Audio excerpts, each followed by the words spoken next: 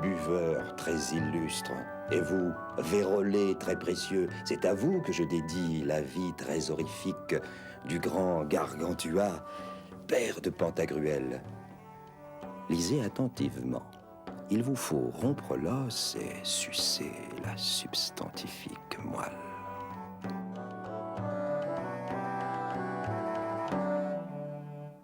Nous sommes en Devignais. Et il y a 500 ans, un demi-millénaire, un jeune gamin, François Rabelais, gravissait ces marches. Devinière, c'était la maison des champs.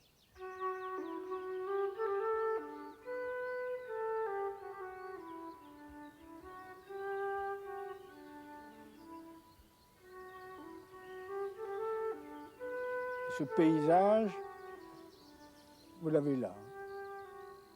Il est fait de rusticité, il est fait d'équilibre, il est fait de sagesse.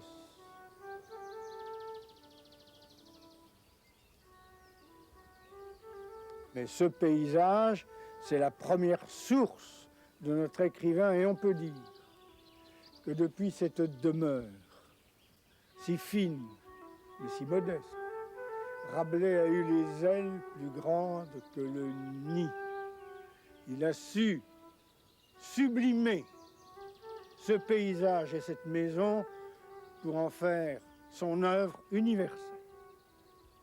Et j'oserais dire que l'on est ici au creuset, là où se situe la naissance de la Renaissance. Or, Gargantua, lui, était devenu un ivrogne horrifique, un goinfre ignorant tout niais, et rassauté par la faute du vicieux enseignement théologal des vieux tousseux, sorbonnagres, sorbonnicoles et latinouilles. C'est donc à Ponocrates, un humaniste, homme des temps nouveaux, que fut confiée la mission de former Gargantua tout autrement à Paris.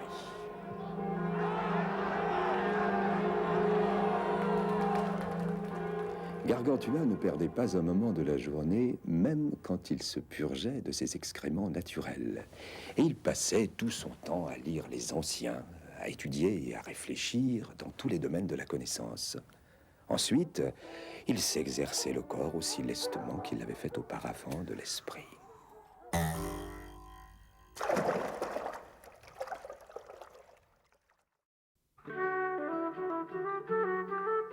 Ici, n'entrez pas, hypocrite, bigot, vieux macaque, marmiteux, boursouflé, quittez ce domaine, face non humaine. Nous sommes ici, pour citer Rabelais, juste la rivière de Loire, à 2 lieues de la forêt de Port-Huot. Nous sommes donc dans les parages de l'abbaye de Thélème, abbaye offerte à Frère Jean par Gargantua. Et c'est là que cette abbaye aurait été construite si elle n'avait pas été simplement un lieu imaginé et littéraire.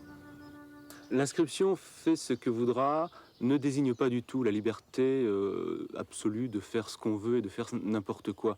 Il faut plutôt entendre par là « tu feras ce que tu voudras lorsque tu auras appris ce qu'est la véritable liberté ». Parce que chez Rabelais, il faut avoir le courage d'être libre. Pour les jeunes garçons et les jeunes filles qui ont la chance d'entrer à l'abbaye de Thélème, on peut dire que le savoir joue un rôle essentiellement pratique. Il s'agit surtout d'acquérir un savoir-vivre, un savoir-faire, une aisance dans la vie, d'être beau et intelligent dans la vie en général. La caractéristique essentielle de ce savoir, c'est qu'il s'agit là d'un savoir partagé entre les hommes et les femmes. Et il y a donc là un lien très intime, je crois, entre la connaissance et la relation amoureuse. L'idée de Thélème chez Rabelais va contre l'Église instituée de son temps. Ceci dit, l'abbaye reste une abbaye et l'idée de Dieu y est toujours présente, mais surtout en tant que principe social, en tant que principe d'harmonie, en tant que principe de cohésion auquel tout le monde se réfère. À Thélème, on découvre une plaque de bronze sur laquelle est gravé le récit de faits militaires et guerriers. C'est une énigme.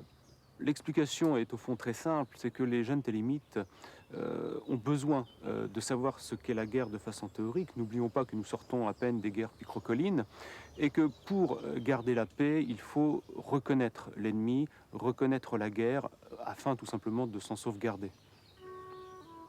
Le personnage de Gargantua, qui est avant tout un géant, il ne faut pas l'oublier, symbolise surtout l'immensité, mais l'immensité de la connaissance, parce que Gargantua, à l'image de Rabelais, possède beaucoup de savoir dans beaucoup de domaines. Mais surtout, l'immensité, c'est la générosité qui est celle de tout humaniste. Mon fils, Pantagruel, que je vois en toi un abîme de science. Mais n'oublie jamais que selon le sage Salomon, roi d'Israël, la sagesse n'entre point en âme mauvaise, et que science sans conscience n'est que ruine de l'âme. Réjouissez-vous, mes amours, lisez gaiement le reste. Mais écoutez, couillon d'âne, ou qu'un ulcère vous ronge, souvenez-vous de boire à ma santé, et j'en ferai autant pour vous. Et n'oubliez pas, vivez joyeux.